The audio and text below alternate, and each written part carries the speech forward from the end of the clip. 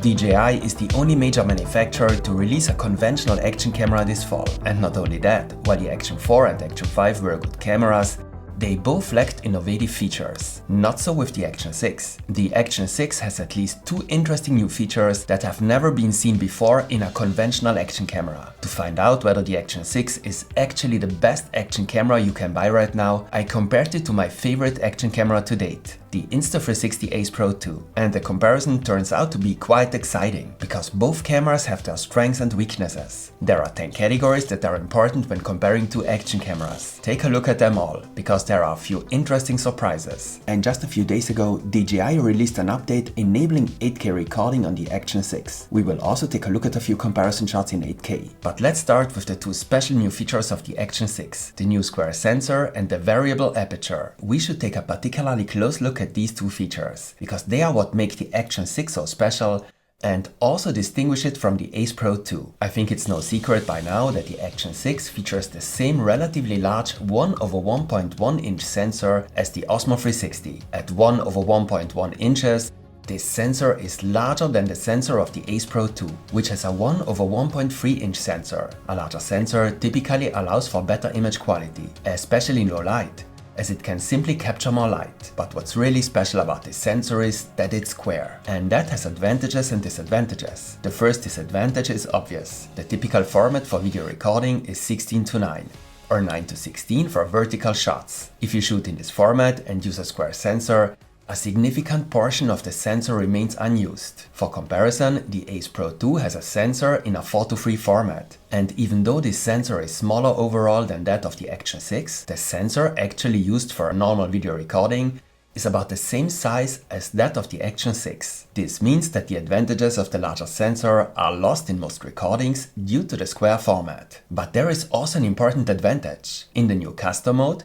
you can take a shot in a square format. You can then open the shot in the Memo app or in your editing program and decide in post whether you want to use the shot vertically or horizontally. This can be very useful, especially for social media. And unlike the free-frame video mode of the Ace Pro 2, this shot is already stabilized in the camera. However, this custom mode also has a few weaknesses. It crops the recording. This means that obviously not the entire square sensor is used, but a slightly smaller square section. Here you can see a comparison with a recording from the Ace Pro 2, and you can see that the recording from the Action 6 has a visibly smaller field of view once it's cropped. What is also noticeable here is that the Action 6 exposes the shot slightly better, but we will see later that this is not always the case. And there is also an additional advantage. If you crop the image in post, you can adjust the framing a little, as I do here in the app. That's useful, but one thing must be clear to you, of course. You have to edit and crop every shot in custom mode in post. You can't use them immediately. Despite the disadvantages mentioned, I think the new square sensor is the best new feature of the Action 6. And as I said, it can be very useful, especially for social media. I find the implementation of the variable aperture less successful. The aperture is the size of the lens opening, and the larger the aperture, the more light the lens can let in. A larger aperture therefore has obvious advantages in low light conditions. Wouldn't the largest possible aperture be optimal?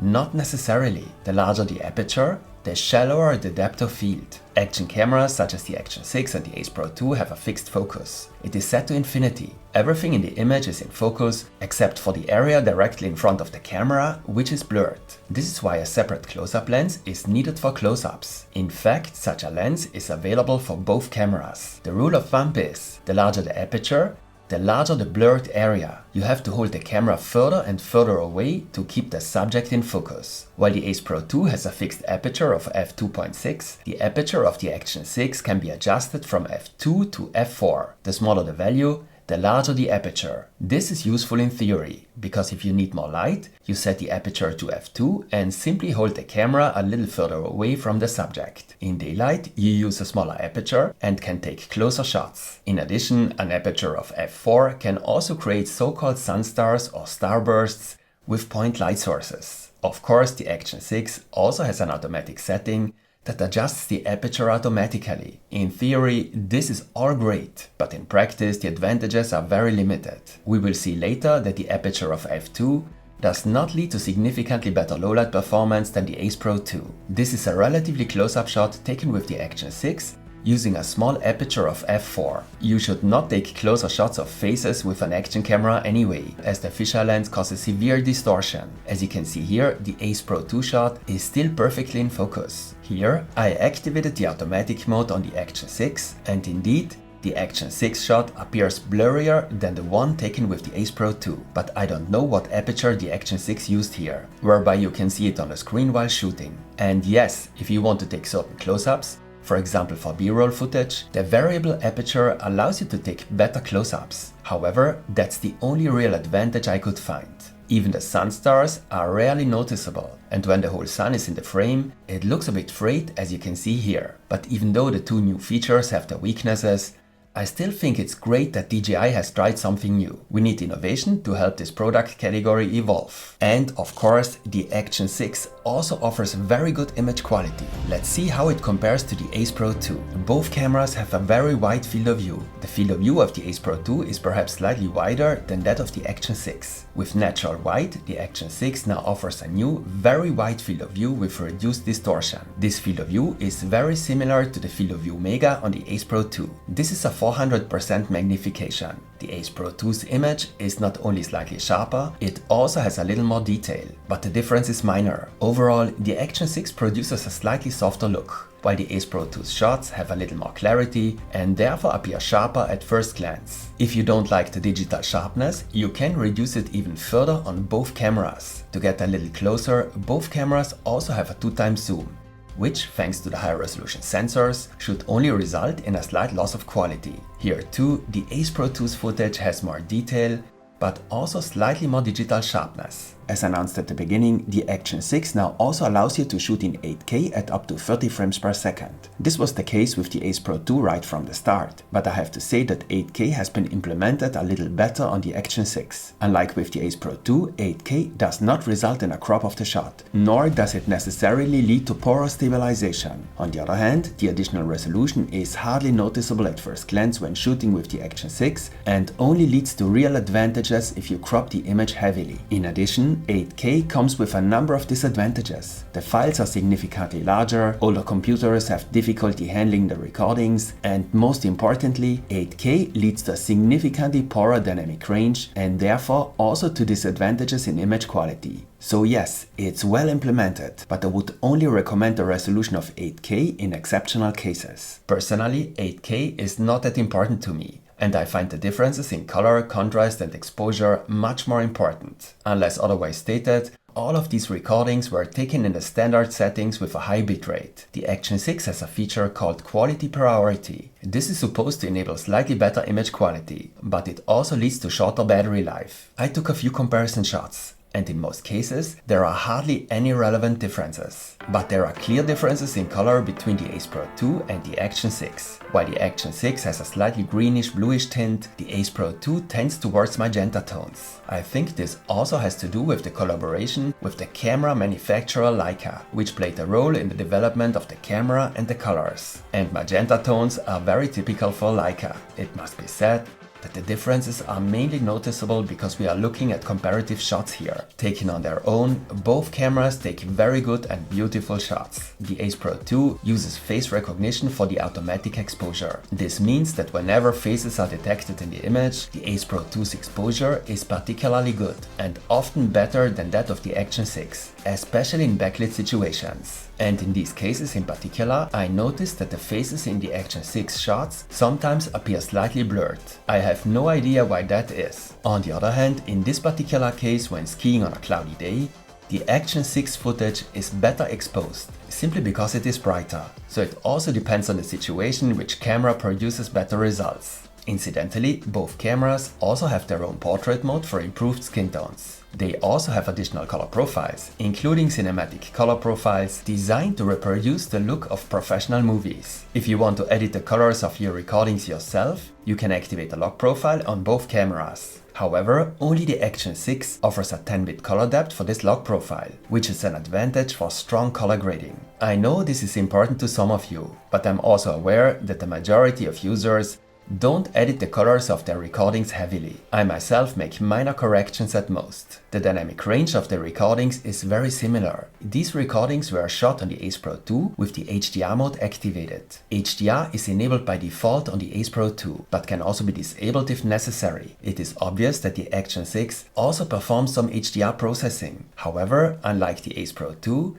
this cannot be disabled. As you can see, both cameras take very good shots with minor advantages and disadvantages. I have shown you many different comparison shots today, because in my opinion, personal taste ultimately determines which shots look better. Both cameras can shoot slow motion footage in 4K at up to 120 frames per second. This is extremely important for an action camera. While the field of view of the Ace Pro 2 is normally slightly wider than that of the Action 6, this is not the case in 4K 120. Apart from that, the differences in image quality already mentioned also apply here. Both cameras are also capable of shooting in 1080 at 240 frames per second. But the image quality is then quite poor, and I would advise against it. What we are still missing in terms of image quality is a low light comparison. And in low light, the Action 6 has advantages on paper, because it not only has the larger sensor, but also allows for a larger aperture. But as already mentioned, the larger sensor does not matter, as only a section of it is used. But even the larger aperture of f2 does not seem to have any really relevant advantages, because the Action 6 does not manage to take better shots in low light than the Ace Pro 2. I've pushed both cameras to their limits here. It is very dark here.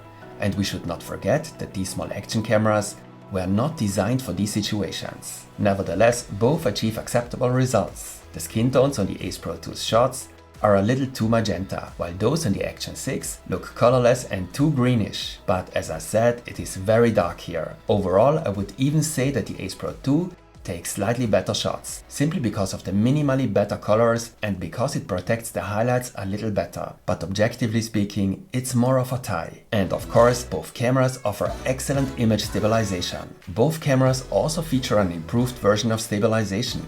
For example, the Action 6 Rocksteady Plus. This comparison shows that both cameras can handle extreme camera shake relatively well.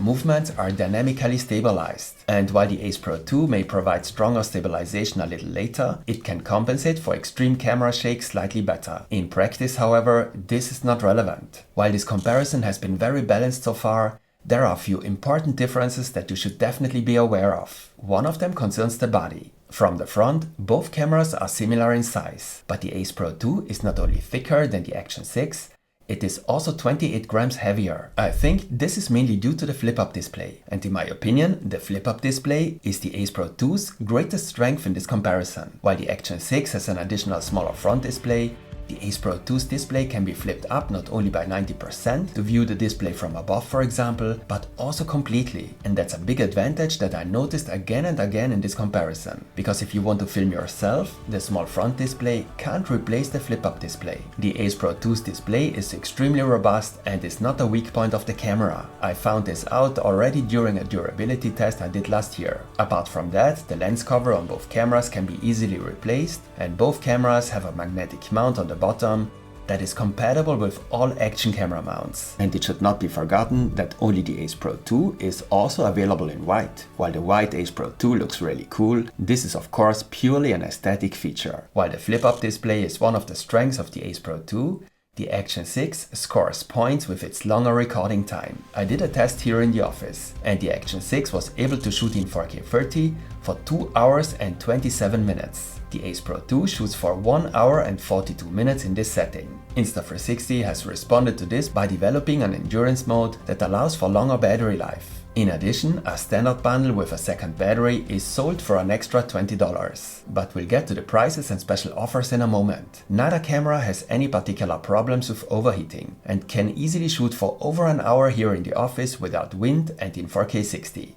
While the Action 6 allows for longer recordings, the Ace Pro 2 not only has a wind guard to reduce wind noise, it also has a better internal microphone. The voice enhancement mode greatly reduces background noise. The DJI Action 6 is of course compatible with DJI microphones, such as the Mic 3 or the Mic Mini.